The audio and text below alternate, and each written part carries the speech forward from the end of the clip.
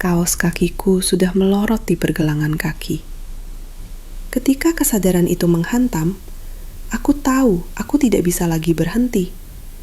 Tidak ada setetes alkohol, tidak ada narkoba, bahkan rasa takut pun hilang. Aku hanya berdiri di sana, merasakan jantungku berdebar gila-gilaan. Bibirku sedikit terbuka, kulitku terasa terbakar.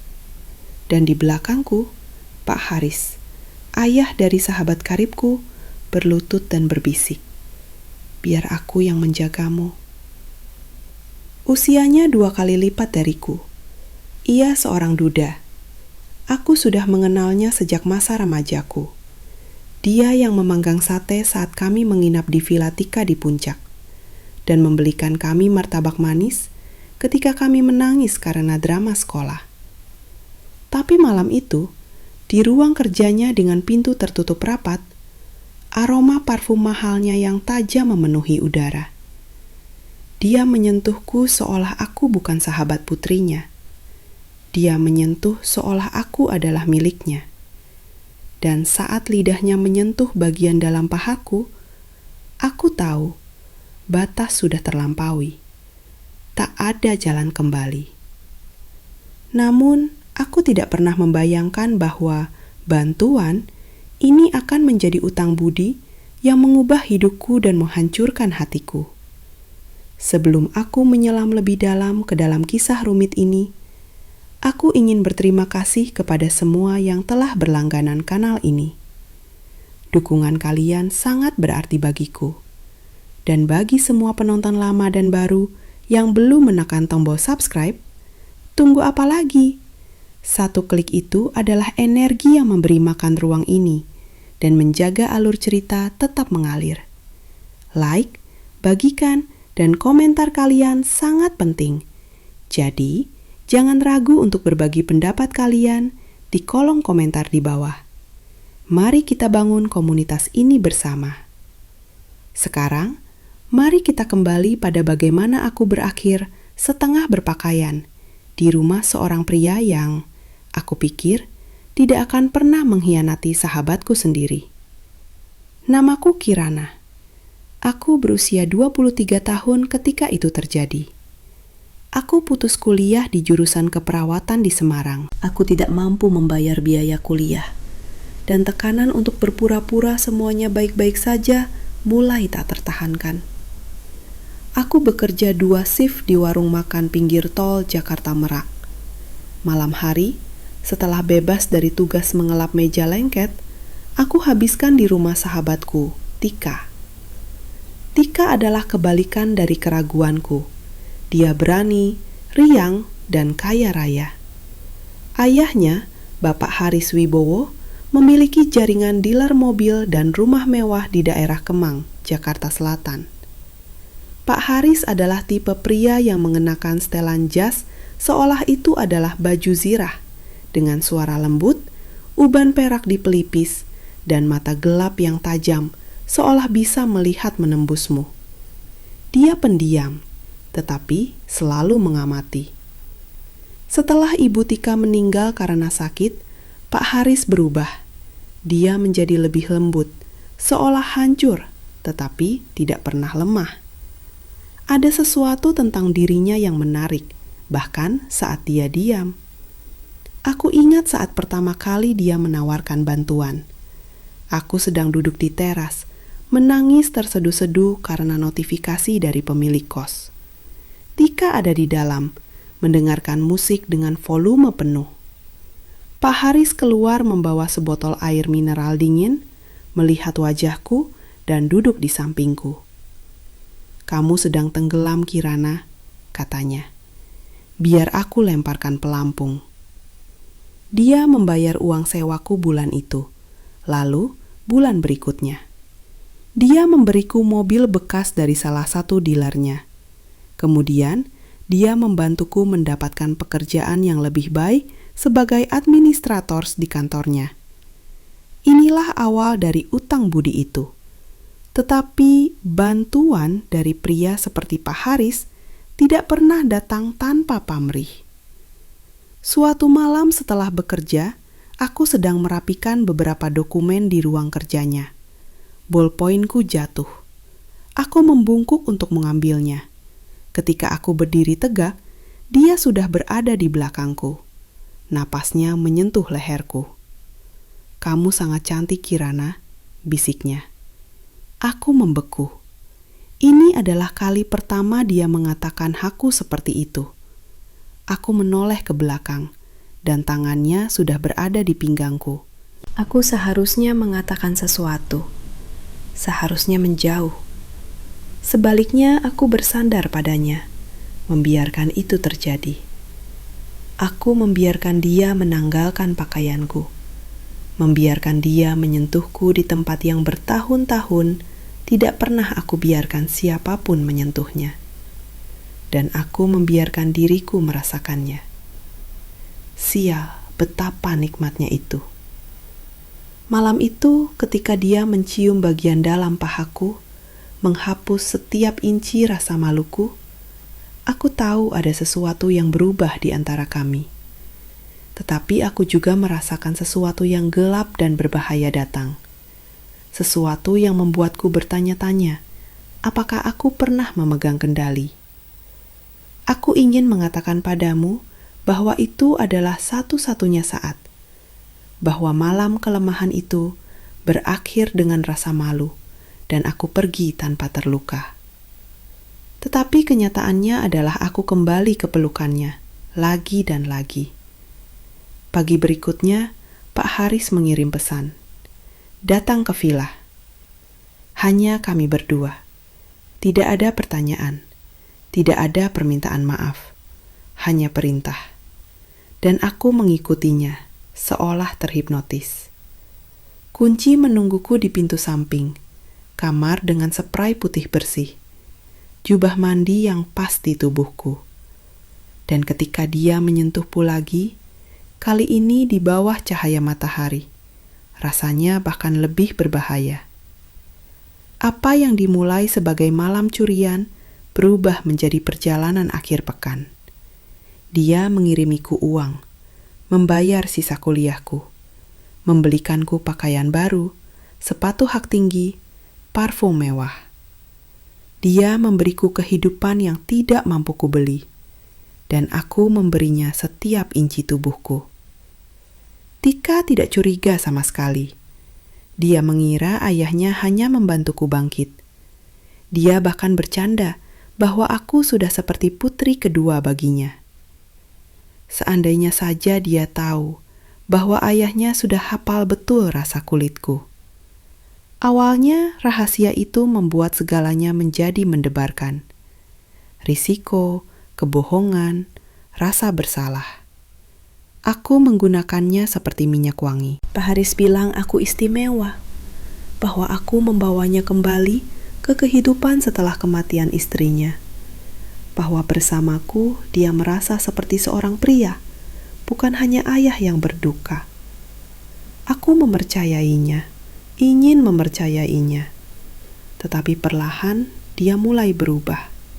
Dia menjadi posesif dan mengontrol. Dia ingin tahu dengan siapa aku bertukar pesan, kemana aku pergi. Dia tidak suka lagi melihatku dekat dengan Tika. Jaga jarak, katanya suatu malam, sambil membelai rambutku di tempat tidur. Dia terlalu banyak bertanya. Aku tertawa kecil, menganggapnya paranoid. Tetapi kemudian Tika bertanya mengapa aku berhenti datang ke acara kumpul-kumpul kami. Dia berkata, "Kamu bersikap aneh, Kir, seolah menyembunyikan sesuatu. Kamu sedang berkencan." Aku berbohong, mengatakan bahwa aku hanya fokus pada studi dan pekerjaan, bahwa aku lelah dan tidak punya waktu untuk berkencan. Dia tertawa dan memelukku. "Jangan sampai kamu pacaran sama bokapku atau semacamnya," candanya. Jantungku hampir berhenti. Dia tidak tahu apa-apa, tetapi rasa bersalah mencekik tenggorokanku seperti mual.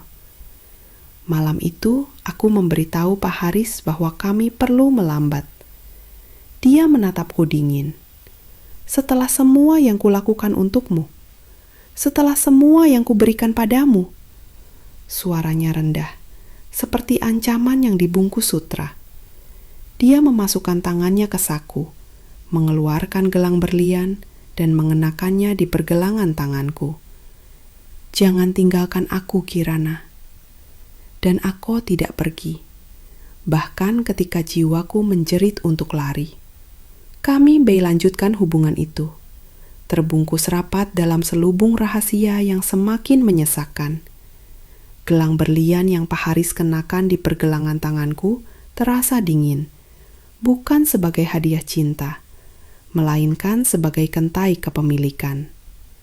Sejak dia mulai mengontrol jarakku dengan Tika, kehidupan ganda yang kujalani terasa semakin mendelahkan. Tetapi pada saat yang sama, entah mengapa, terasa semakin memabukkan.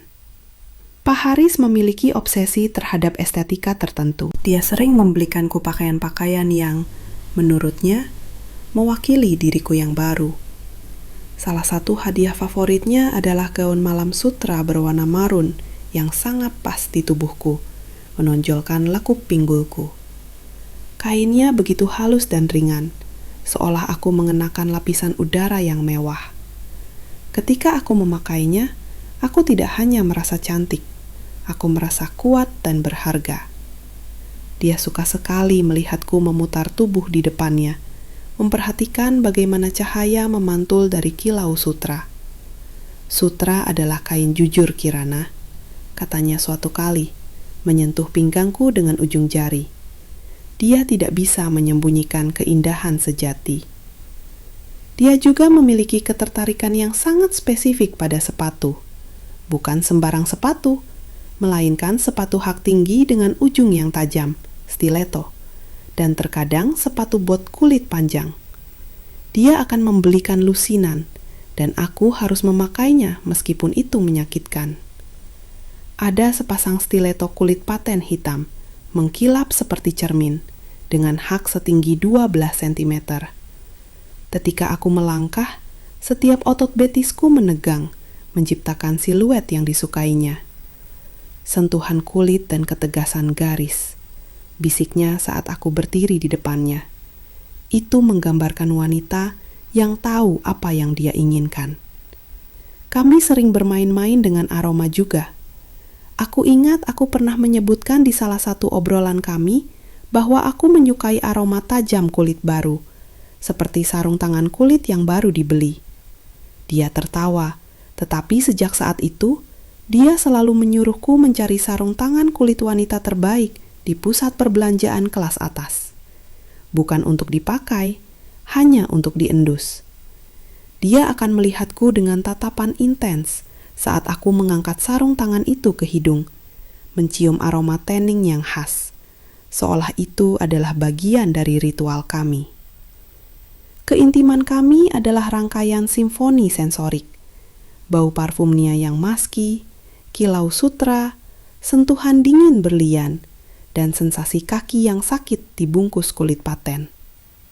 Pak Haris juga mulai meminta hal-hal yang lebih spesifik di tempat tidur. Dia ingin segalanya serba teratur dan bersih. Dia suka ketika aku mengenakan stocking tipis yang mahal, bukan yang murah yang biasa kupakai dulu, tetapi yang berwarna gading dengan garis jahitan di belakang. Dia akan menyentuh bagian belakang lututku, tempat bahan stocking itu terasa paling lembut, sambil berbisik betapa dia menyukai tampilan keteraturan itu.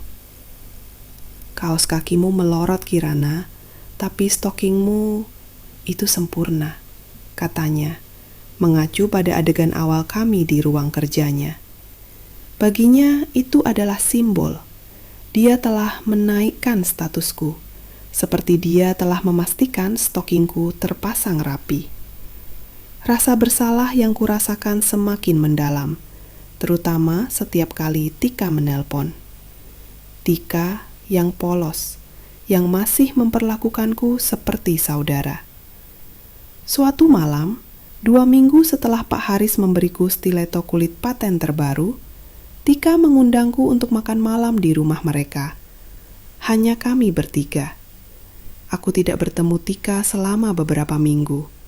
Pak Haris melarangku datang, tetapi aku tahu jika aku terus menghindarinya, Tika pasti akan curiga. Aku memasuki apartemen mewah mereka dengan rasa gugup yang luar biasa. Bibirku sedikit bergetar. Pak Haris duduk di kepala meja makan yang terbuat dari kayu jati mahal, bersikap seolah aku hanyalah tamu biasa. Aku sengaja memilih untuk datang dengan penampilan yang netral. Bukan gaun sutra marun, melainkan rok pensil bergi dan blus sutra yang lebih sopan. Namun di kakiku, aku mengenakan stiletto kulit paten hitam kesayangannya. Saat Tika bercerita tentang seorang pria yang baru dikenalnya di kantornya, pertawari yang tanpa menyadari betapa aku gemetar, Pak Haris di bawah meja mencorahkan kakinya. Jantungku melonjak. Kaki Pak Haris yang mengenakan pantofel kulit menggesek kakiku. Awalnya hanya sentuhan ringan pada pergelangan kaki. Kemudian gesekan itu naik, bertemu dengan sepatu hak tinggiku. Sentuhan yang tidak disengaja berubah permainan yang disengaja. Dia menatapku tajam sambil menuangkan air mineral ke gelas Tika. Jari-jari kakinya menyentuh ujung stiletoku di bawah sana. Aku hampir saja menjatuhkan sendokku. Aku memaksakan senyum, mencoba mengikuti cerita Tika yang antusias. Ayah, ingat malam itu Kirana datang membantu ayah dengan dokumen? Tika bertanya. Kalian bekerja sampai larut malam. Apa sih yang kalian kerjakan? Tenggorokanku tercekat. Pak Haris tersenyum tenang. Hanya urusan tagihan dan pajak, sayang. Lalu dia menatapku. Mata gelapnya, rahangnya yang terkatup, seolah menantangku. Aku mengangguk, memaksakan senyum, tetapi aku bisa merasakan kata-kata bohongku retak. Satu pertanyaan lagi, satu gerakan ceroboh, satu tatapan yang salah, dan semuanya akan meledak. Di bawah meja, permainan itu berlanjut. Kaki Pak Haris menggesek pelan bagian dalam stoking gadingku yang terbungkus di balik rok pensil. Sensasi itu, meskipun tidak terlihat, terasa begitu intim dan berbahaya di bawah hidung Tika. Dia hanya menyentuh kakiku, tetapi sentuhan itu membanjiri seluruh tubuhku dengan adrenalin dan rasa bersalah yang tajam. Saat makan malam berakhir, Pak Haris membawakan sebotol anggur merah untuk Tika. Minum ini sayang, nikmati malammu. Tika memeluk ayahnya dan berterima kasih. Sementara itu, Pak Haris memandangiku. Matanya menyiratkan kemenangan gelap. Aku tahu aku harus mengakhiri ini, tetapi rasa candu pada drama dan sentuhan terlarang itu terlalu kuat. Aku hanyalah seorang gadis miskin yang mencari pelampung. Tetapi sekarang, aku menjadi kapal yang dengan sukarela berlayar menuju badai. 2 minggu kemudian, segalanya hancur. Aku baru saja keluar dari kamar mandi di villa Pak Haris. Kulitku masih beraroma sabun mandi yang dibelinya. Gelang Yordia berikan berkilauan di pergelangan tanganku saat aku mengeringkan rambut di depan cermin. Aku seharusnya merasa kuat, diinginkan, dicintai. Tetapi yang kurasakan hanyalah kekosongan. Pak Haris ada di kamar sebelah, setengah berpakaian, memeriksa email, seolah kami adalah pasangan biasa. Seolah ini hanyalah pagi hari biasa dalam dunia yang tidak pernah ada di luar rumah ini. Aku akan mengatakan padanya bahwa aku tidak bisa lagi begini. Tetapi ponselku bergetar. Pesan dari Tika. Kita perlu bicara, sekarang. Aku menatap layar itu, tangan gemetar. Sebelum aku sempat menjawab, dia menelpon. Kirana, suara Tika bergetar. Aku mengecek ponsel ayah. Aku membeku. Aku melihat pesan, tagihan hotel, foto-foto. Kamu ada di tempat tidurnya, Kirana. Kamu tidur dengan ayahku. Sunyi. Mulutku terbuka, tetapi tidak ada suara yang keluar. Tidak ada alasan, tidak ada kebohongan, tidak ada tipu muslihat. hanya kebenaran telanjang dan kejam. "Aku mempercayaimu," bisiknya. "Kamu sahabat terbaikku, saudariku, dan kamu tidur dengan ayahku di belakangku." Lalu dia menutup telepon. Ini adalah terakhir kalinya aku mendengar suara Tika. Bulan-bulan berlalu setelah Tika mengetahui kebenarannya. Beberapa bulan keheningan yang memekakkan, panggilan telepon yang terputus, dan perasaan seolah aku dipertontonkan telanjang di depan umum. Aku mencoba menghubungi Tika, menulis pesan panjang yang penuh penyesalan dan keputusasaan. Tetapi jawabannya hanyalah kesunyian. Mantan teman-temanku, mereka yang dulu berbagi rahasia di bawah langit malam di Villa Puncak itu, kini menghindariku, melemparkan pandangan meremehkan. Pekerjaanku di warung makan menjadi neraka. Bisikan di belakang, senyum sinis, perasaan cemoohan lengket yang meresap ke dalam celemeku bersama bau minyak murah. Pak Haris, dia menghilang dari hidupku secepat dia muncul dalam kapasitas fatal itu. Tidak ada panggilan, tidak ada pesan. Hanya ketidakpedulian yang dingin, seolah aku hanyalah kesenangan sesaat yang bisa dihapus dari ingatan. Kadang-kadang aku melihat mobilnya di kota, SUV hitam lamanya, dan jantungku mencelos sakit. Bukan karena cinta, kurasa, melainkan karena kesadaran pahit betapa mudahnya aku dibuang. Aku mencoba mengumpulkan pecahan hidupku. Aku kembali kuliah di jurusan keperawatan di sebuah universitas swasta kecil di pinggiran Jakarta.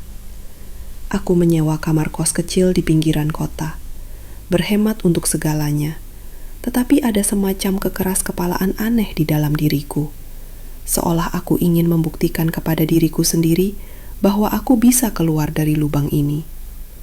Suatu malam, setelah giliran kerja yang melelahkan sebagai perawat magang di rumah sakit, aku mampir ke warung kecil dekat kos untuk membeli roti.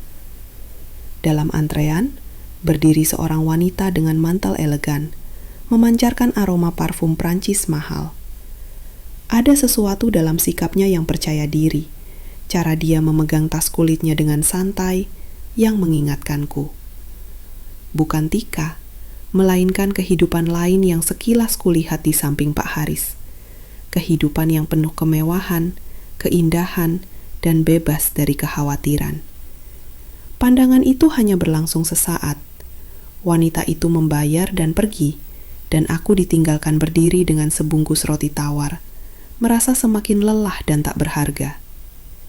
Malam harinya, aku menerima pesan aneh di telegram dari nomor tak dikenal. Hanya sebuah tautan. Rasa penasaran mengalahkan kehati-hatian, dan aku mengekliknya. Terbukalah sebuah klub daring tertutup. Antarmukanya didominasi warna gelap dengan pencahayaan redup, seperti di klub malam mahal. Pengguna bersembunyi di balik nama samaran dan avatar. Di ruang obrolan, mereka mendiskusikan hal-hal yang tidak biasa. Sebagian besar adalah preferensi pada pakaian dan aksesori. Seseorang memuji kilau kulit paten, yang lain desah sutra, yang lain lagi hak stiletto yang tinggi. Awalnya, aku hanya mengamati, mencoba memahami apa yang terjadi. Kemudian, seseorang menyebutkan fetis pada kaos kaki dan stoking. Aku teringat pada stoking gadingku yang melorot di pergelangan kaki di ruang kerja Pak Haris. Sesuatu bergetar di dalam diriku.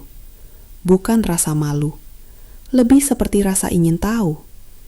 Aku membuat nama samaran untuk diriku sendiri, Siren. Dengan ragu, aku mengetik di obrolan. Apakah ada yang menyukai aroma sarung tangan kulit baru?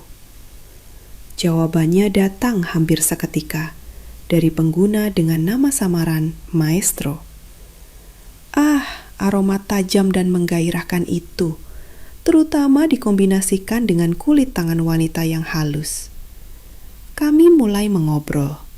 Maestro ternyata adalah lawan bicara yang menarik, dengan selera yang halus dan cara berkomunikasi yang memesona.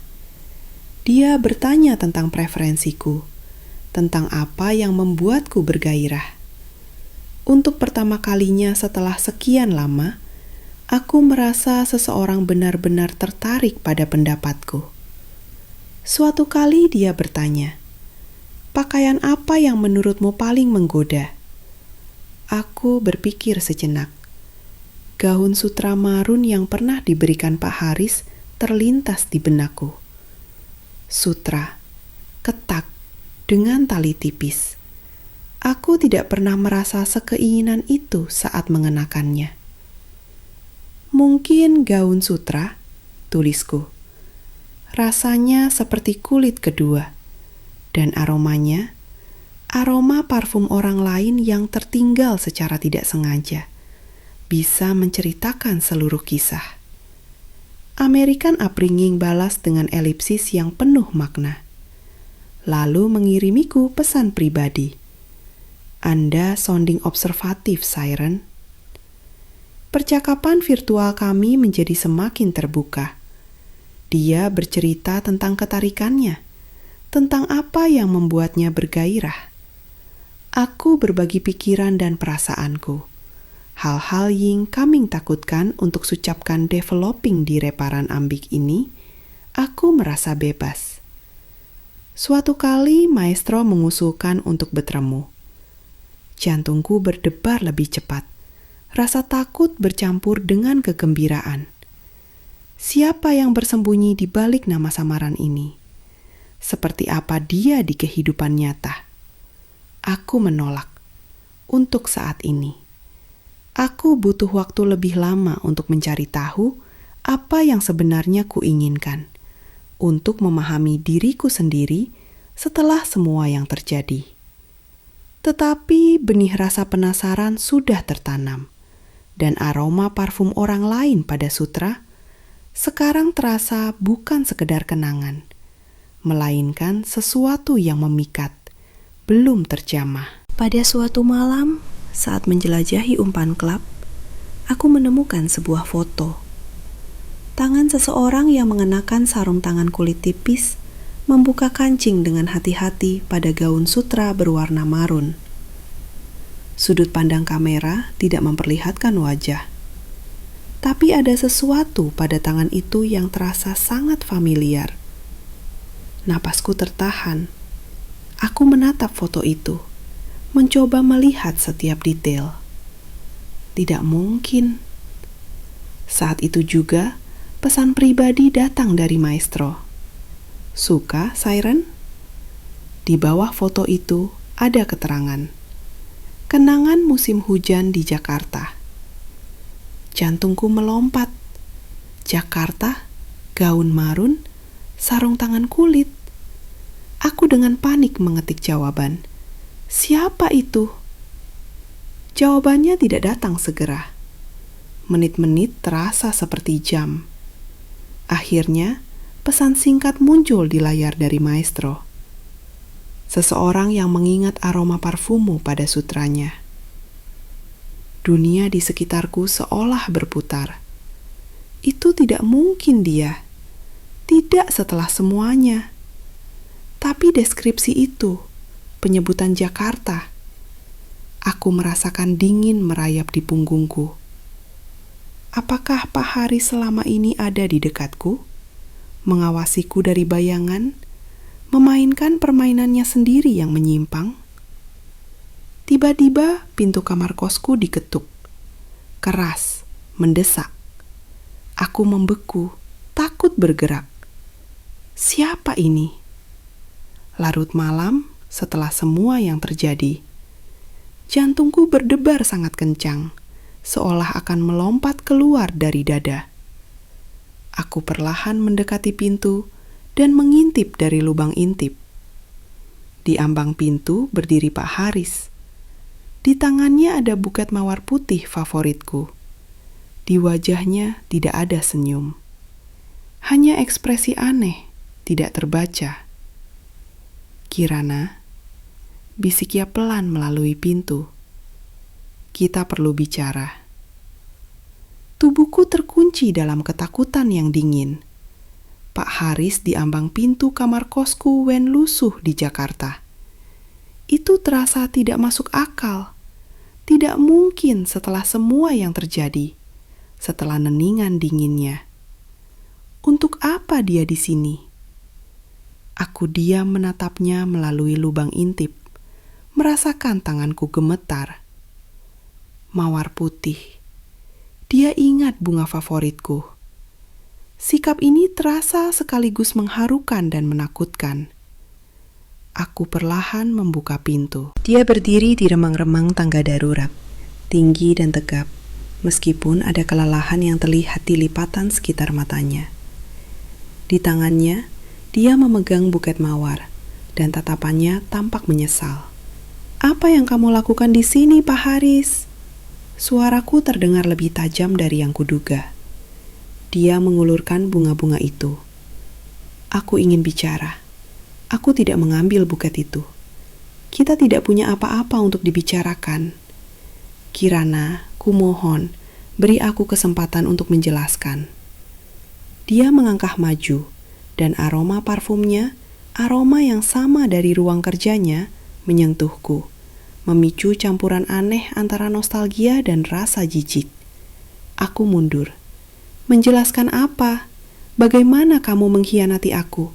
Bagaimana kamu mengkhianati Tika? Rasa sakit melintas di matanya. Aku tahu aku menyakiti kalian berdua, dan aku menyesali itu setiap hari. Kata-katanya terdengar tulus, tetapi aku tidak bisa percaya begitu saja. Terlalu banyak kebohongan di antara kami. "Kenapa kamu datang?" Tanyaku lagi, berusaha tetap tenang. Aku merindukanmu. Akunya pelan. Dan dakban singkat itu menusukku lebih kuat daripada semua tuduhan. Merindukan aku. Setelah semua. Aku membiarkan dia masuk. Kamar kosku sempit.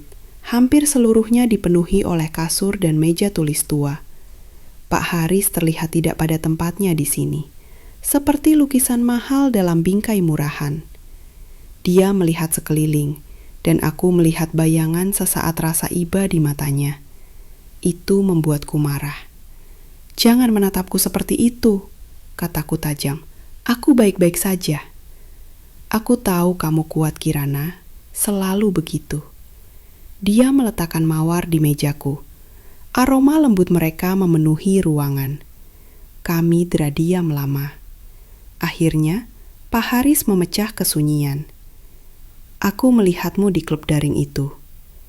Jantungku melonjak ke tenggorokan. "Apa?" "Ya, aku juga ada di sana." Dening nama samaran. "Kamu tahu yang mana?" "Maestro," bisikku, merasakan darah surut dari wajahku. Dia mengangguk. "Aku mengawasimu. Melihatmu menulis tentang perasaanmu, tentang ketertarikanmu." Aku merasa terhina, dipertontonkan. Kamu memata-mataiku." "Tidak, aku ingin tahu bagaimana kamu hidup, apa yang terjadi padamu." "Kenapa kamu harus tahu?" Dia menghela napas. "Aku tidak tahu, Kirana. Mungkin karena aku tidak bisa melupakanmu." Pengakuannya datang tak terduga, menggoyahkan pijakanku. Aku mencoba mengumpulkan pikiranku, tetapi Tika, aku tahu aku merusak segalanya. Dengan dia, semuanya sangat rumit. Suaranya dipenuhi kelelahan. Kami terdiam lagi. Ketegangan menggantung di udara, terjalin dari hal-hal yang tidak terucapkan, kebencian, dan sesuatu yang lain, daya tarik, terlepas dari segalanya.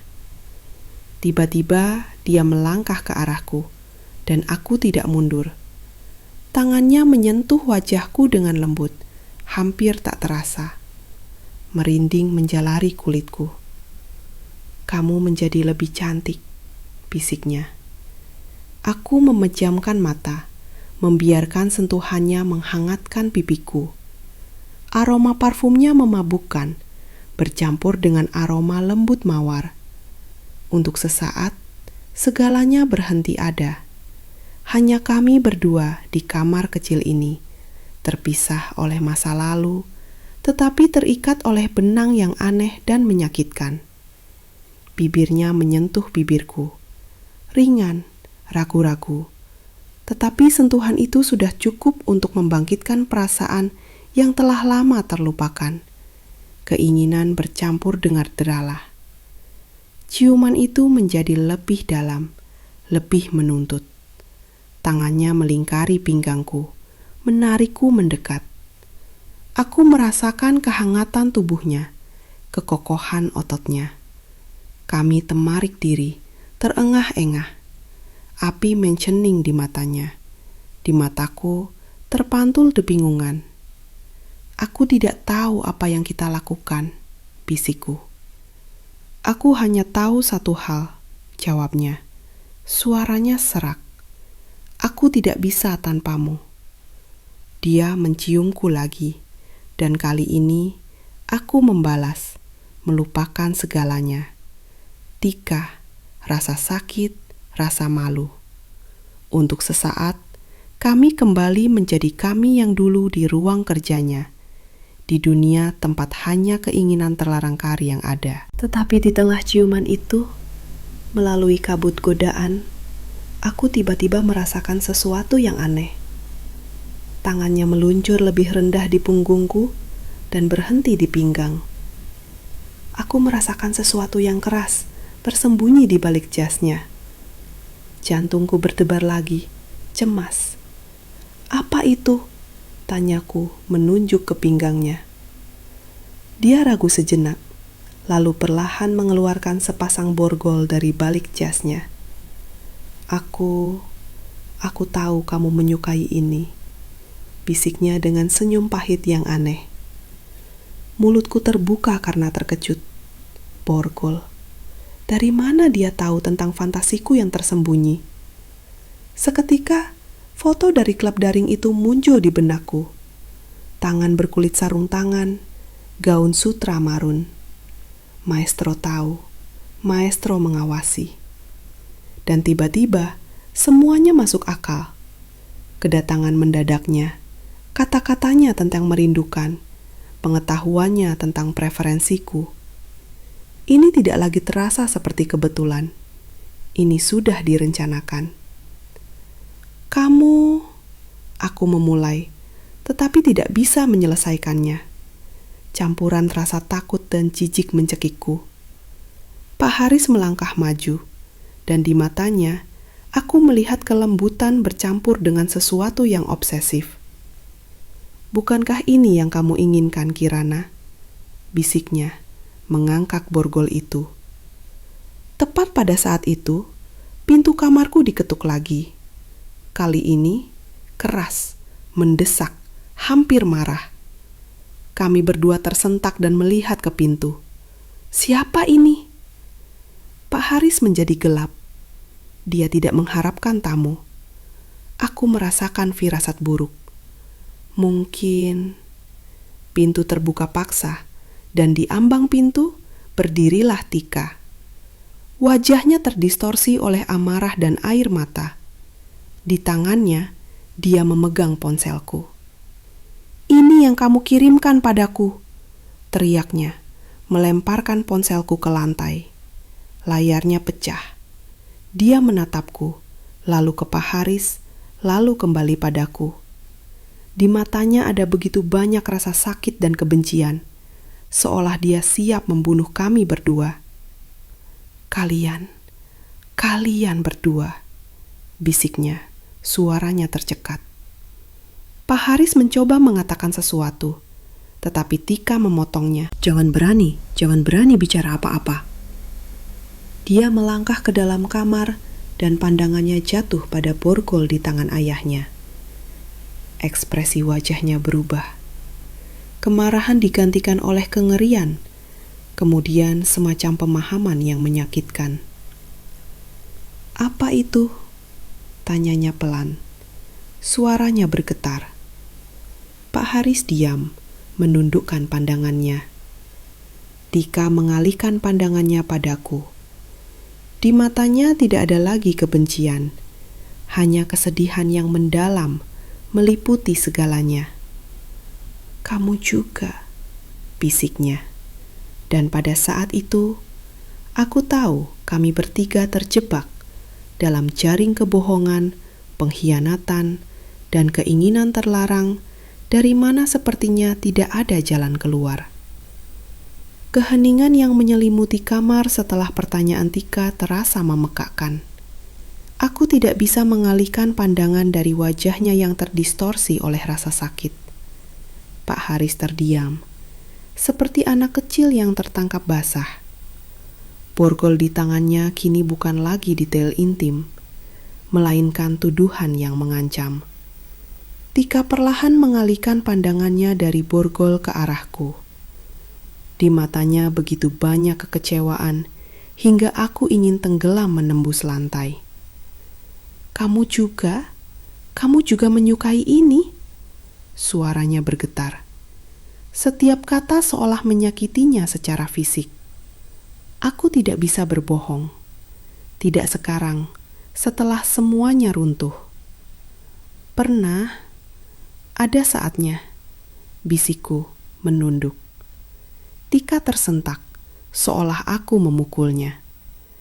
Ya Tuhan, kalian berdua. Dia menggelengkan kepala, tidak percaya. Ayahku dating terbaikku.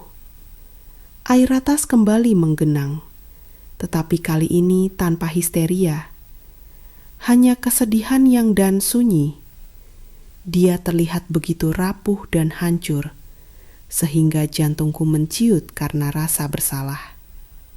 Pak Haris akhirnya memecah keheningan. Tika, ini tidak seperti yang kamu pikirkan. Tika berbalik dengan tajam cap arahnya. Tidak, lalu apa? Kamu datang ke kamar kosnya yang menyedihkan ini dengan bunga dan borgol? Kamu memata-matai dia di coping online yang menyimpang? Jelaskan padaku, Ayah. Jelaskan bagaimana kamu bisa melakukan ini padaku, pada kami berdua. Teriakannya penuh keputusasaan. Pak Haris tampak bingung, tidak tahu harus menjawab apa. Aku melangkah maju, mencoba meredakan situasi. Tika, dengarkan. Tetapi dia mengangkat tangannya menghentikanku. Jangan sentuh aku. Jangan bicara padaku. Tatapannya dipenuhi kebencian yang belum pernah kulihat sebelumnya. Dia kembali menatap ayahnya. Dan kamu? Aku pikir setelah ibu meninggal, kita menjadi lebih dekat. Aku pikir kamu adalah pelindungku, tetapi kamu... Dia tersendat, tidak mampu menemukan kata-kata. Kamu menjijikkan.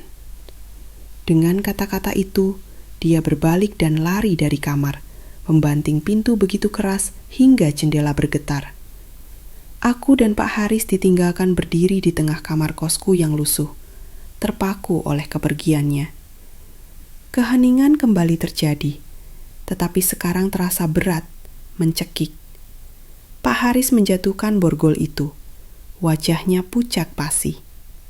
Aku merusak segalanya, gumamnya. Aku diam. Apa yang bisa kukatakan? Dia memang merusak segalanya, menghancurkan persahabatan, menghancurkan hati putrinya, menginjak-injak perasaanku. Dia menatapku. Ada keputusasaan di matanya. Kirana, kamu tahu. Tidak, Pak Haris. Jawabku tegas. Aku tidak mengerti apa-apa. Bagaimana kamu bisa? Dia mencoba mendekatiku, tetapi aku mundur. Rasa sakit yang begitu lama ku tekan akhirnya kamu peduli padaku. Kamu bilang aku istimewa, dan pada akhirnya apa? Kamu hanya memanfaatkanku. Kamu berbohong padaku. Kamu berbohong pada Tika. Kamu menghancurkan segalanya. Air mata membanjiri wajahku. Aku merasa kosong, dihianati sampai ke inti. Pak Haris menatapku dengan tatapan menyakitkan. Tidak seperti itu. Aku, cukup, teriakku. Pergi saja.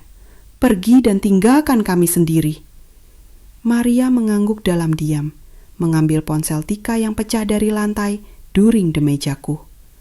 Kemut kado, dia menatap buket mawar putih yang kini terasa seperti simbol kebohongan dengan ekulasi. Tanpa sepatah kata pun dia keluar dari kamar. Aku mendengar pintu depan dibanting. Aku ditinggalkan sendirian di tengah kekacauan harapan yang hancur dan hubungan yang rusak. Air mata membasahi wajahku. Aku merasa sehancur layar ponsel Tika. Beberapa hari berlalu. Tika tidak membalas pesanku. Aku tahu dia tidak akan pernah memaafkanku. Persahabatan kami yang kukira begitu kuat hancur menjadi debu karena kebodohanku dan keegoisannya. Pak Haris juga menghilang. Tidak ada panggilan, tidak ada upaya untuk bicara. Seolah semua itu tidak pernah terjadi. Aku merasa sangat sendirian. Aku kembali ke kehidupan lamaku, tetapi kini terasa lebih kosong dan tanpa arti. Suatu malam, saat melihat umpan klub daring yang sama, aku melihat pesan baru dari maestro. Hanya sebuah elipsis. Aku menatap simbol ketidaklengkapan itu lama sekali. Apa yang ingin dia katakan? Apakah dia mencoba menghubungiku? Perasaan yang bertentangan berkecamuk di dalam diriku. Kemarahan, rasa sakit, dan rasa ingin tahu yang menyakitkan. Apu tidak membalas. Aku memutuskan sudah cukup dengan rahasia dan kebohongan. Aku harus bergerak maju, membangun kembali hidupku tanpa dia dan tanpa Tika. Tetapi beberapa minggu kemudian, aku menerima surat aneh melalui pos, tanpa alamat pengirim. Di dalamnya hanya ada satu benda, sarung tangan kulit pria yang tipis, yang sama yang kulihat di foto klub online itu. Jantungku berdebar lebih cepat. Siapa yang mengirim ini padaku? Pak Afris? Kenapa? Bersama sarung tangan itu, ada secari kertas kecil yang dilipat. Di atasnya tertulis satu kata saja dalam tribisan tangan yang Cur kenali. Segera. Apa artinya ini? Apa yang dia rencanakan? Aku merasakan dingin merayap di punggungku. Kisap ini belum berakhir, dan sesuatu memberitahuku bahwa pertemuan berikutnya tidak akan seperti yang sebelumnya. Malam itu aku bermimpi aneh. Aku berdiri di tepi danau yang concak tempat kami dulu bahagia dengan Tika. Tetapi air danau itu hitam dan keruh, dan dari kedalaman muncul sosok seseorang, tinggi, dalam mantel gelap. Di tangannya dia memegang mawar putih dan borgol. Aku terbangun dengan keringat dingin dan jantung berdebar. Firasat buruk mencekik dadaku. Apa yang menantiku selanjutnya? Permainan baru apa yang direncanakan Pak Haris? Dan bisakah aku memenangkan kembali kepercayaan Tika? Setelah menerima surat dengan sarung tangan dan kata yang mengancam segera, aku hidup dalam penantian yang mencekam. Suatu malam saat aku kembali dari shift malamku, aku melihat mobil yang aneh diparkir di dekat kosku.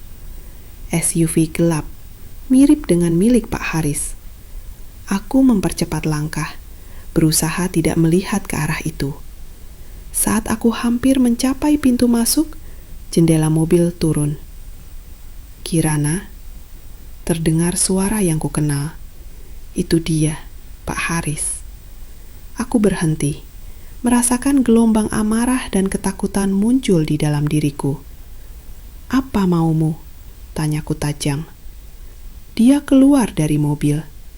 Di bawah cahaya lampu jalan, wajahnya terlihat lelah dan lesu. Aku ingin bicara. Kita tidak punya apa-apa untuk dibicarakan. Aku mengulangi kata-katanya. Tolong Kirana, hanya bedota menit. Ada nada putus asa dalam suaranya. Aku ragu. Sebagian diriku ingin berbalik dan pergi. Tetapi rasa ingin tahu dan daya tarik yang menyakitkan terhadap pria ini masih hidup dalam diriku. Aku mengangguk. Bicaralah. Dia mendekat. Di tangannya, aku melihat sebuah kotak beludru kecil. Aku tahu aku menyakitimu. Kalian berdua. Dia memulai. Aku tidak bisa memperbaikinya. Tapi aku ingin memberikan sesuatu padamu. Dia membuka kotak itu. Di dalamnya tergeletak sebuah gelang perak yang halus dengan laingtin kecil berbentuk kunci. Ini adalah kunci rumahku di Kemang, jelasnya.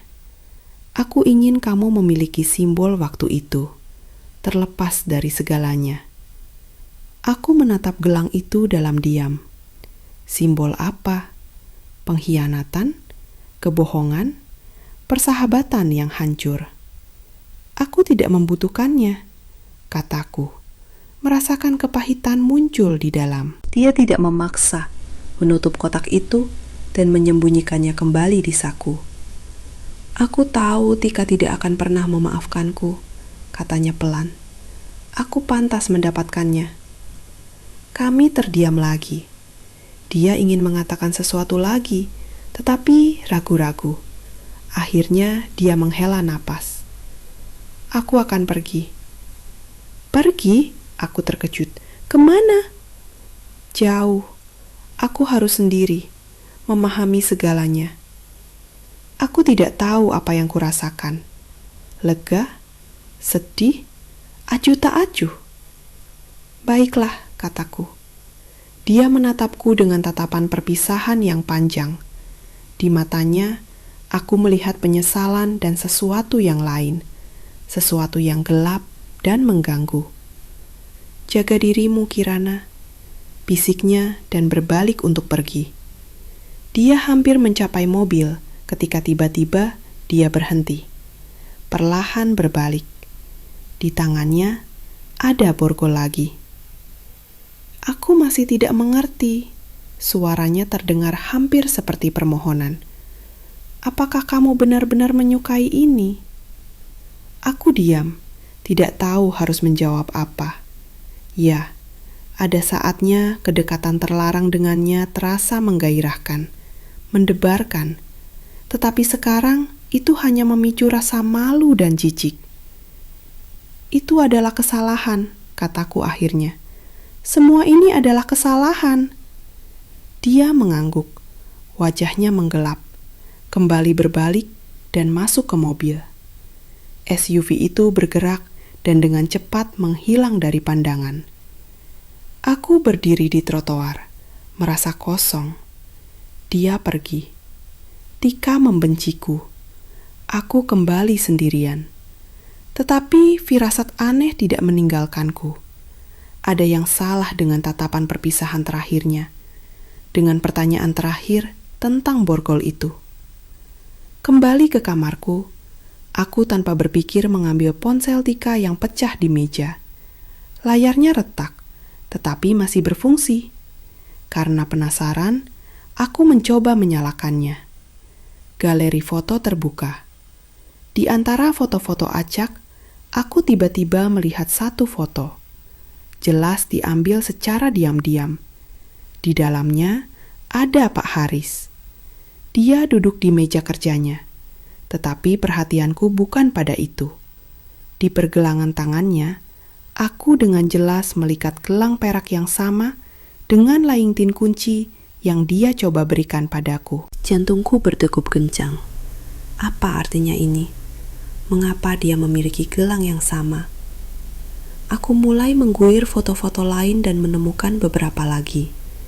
Di beberapa di antaranya, Pak Haris tidak sendirian.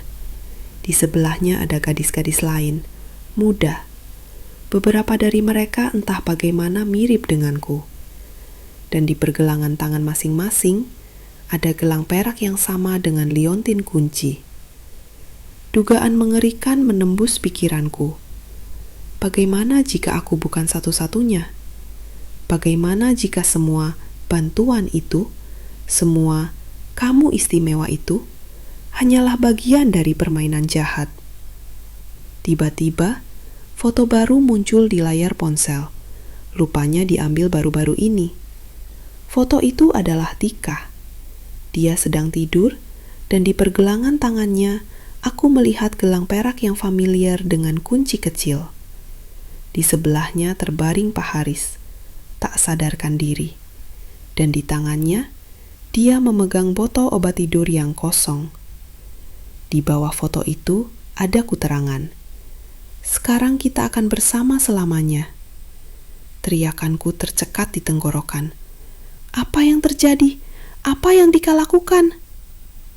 Teman sekosku, Lena, yang kebetulan masuk, meraih lenganku. Kita harus panggil polisi, sekarang. Tetapi aku tidak bisa bergerak.